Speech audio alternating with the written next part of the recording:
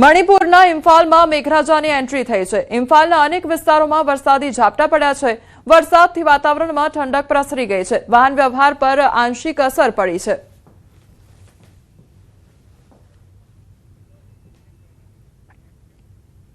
જૂનાગઢ ગિરનાર અંબાજી મંદિરના viral video મામલે તપાસનીશ અધિકારી પ્રાંત અધિકારી ગિરનાર ખાતે પહોંચ્યા છે। પ્રાંત અધિકારી ચરણસિંહ ગોહિલ અંબાજી મંદિરે પહોંચ્યા હતા અને ઘટનાસ્થળે તપાસ હાથ ધરી હતી। રસોઈયા તેમજ સ્ટાફની પૂછપરછ હાથ ધરવામાં આવી હતી। આ સમગ્ર મામલે વિવાદ વકર્યા બાદ મંદિરમાં જરૂરી સુધારા માટે સૂચનો પણ કરવામાં આવ્યા હતા।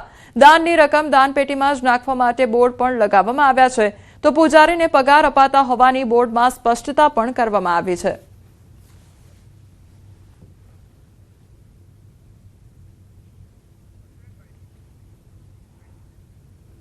સ્થાનિક સ્વરાજ્યની ચૂંટણી પહેલા આપમાં ભંગાણ જોવા મળી રહ્યું છે। જિલ્લા કોંગ્રેસ કાર્યાલયના ઉદ્ઘાટન સમયે ભંગાણ જોવા મળ્યું। અમિત ચાવડાની હાજરીમાં આપના નેતા જોડાયા અને તાલાળા અને કોડીનારના આપ નેતાઓ કોંગ્રેસમાં જોડાઈ ગયા, તો તાલાળા આપ તાલુકા પ્રમુખ સહિત અનેક નેતાઓ કોંગ્રેસમાં જોડાયા છે।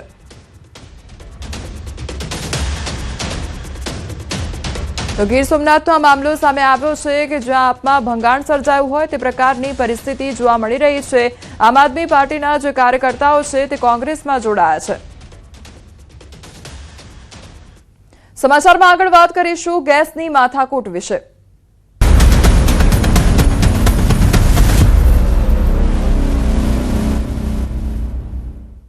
ગીર સોમનાથના ઉનાના ખાપટ ગામે આવેલ પ્રાથમિક શાળા વિવાદમાં આવી ગઈ છે। શાળામાં અભ્યાસ કરાવતી શિક્ષિકાએ 4 વિદ્યાર્થીનીઓના ચારિત્ર પર ખોટા આક્ષેપો કરતા વિદ્યાર્થીનીઓએ વાલીઓને ફરિયાદ કરી હતી, જેઓ તેમના વાલીઓ શાળા જઈ આચાર્યને ઉગ્ર રજૂઆત કરી હતી। આ વિદ્યાર્થીનીઓ ધોરણ 7માં અભ્યાસ કરે છે।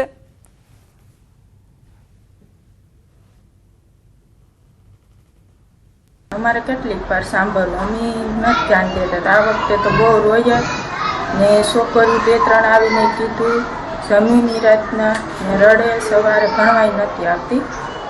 પહેલાને મેં કીધું કે બેન અમે આવશું નિશાળે તાર પપ્પાને। આની ફરિયાદ રજૂઆત કરી તમે અત્યારે? હા, અત્યારે અમે રજૂઆત કરવા સાહેબ ભણાવવાની છે સ્કૂલમાં બેબીને તમારી? ભણાવીશ, પણ આવું ના આવું થાય ને તો અમારે નથી ભણાવવું। એના ઘેર આવતા મને તે રડતી હતી એટલે એમને પૂછ્યું તો મારી દીકરીએ એમ કીધું કે મારા ટીચર મારી ઉપર ચારિત્ર ઉપર આક્ષેપો નાખે છે। તો આ દીકરી કહે છે કે મારે પપ્પા ભણવું નથી, તો આના વિશે અમારે શું કરવાનું? એટલા માટે અમે મિલિંદ સરને આવેદન કહેવા આવ્યા છે કે આના વિશે કોઈ પણ પગલાં લેતા નથી। આવા 2 થી 3 વખત આક્ષેપો નાખ્યા છે, છતાં પણ આના ઉપર કોઈ કાર્યવાહી થતી નથી। એમના ચારિત્ર બાબતે શંકા કુશંકાઓ કરી જેથી કરીને એ કન્યાઓએ ઘરે જઈ અને પોતાના વાલીઓને વાત કરેલી। આવી ઘટનાઓ અગાઉ પણ બનેલી છે અને અત્રેની કચેરી દ્વારા એમનો લેખિત રિપોર્ટ પણ કરેલો છે। આ ફરિયાદ બાબતે પણ વધુમાં બાળકોના, શિક્ષકોના તમામના નિવેદનો લઈ અને આગળની કચેરીને, અમારી ઉપલી કચેરીને છે આ બાબતનો લેખિત રિપોર્ટ કરવામાં આવશે।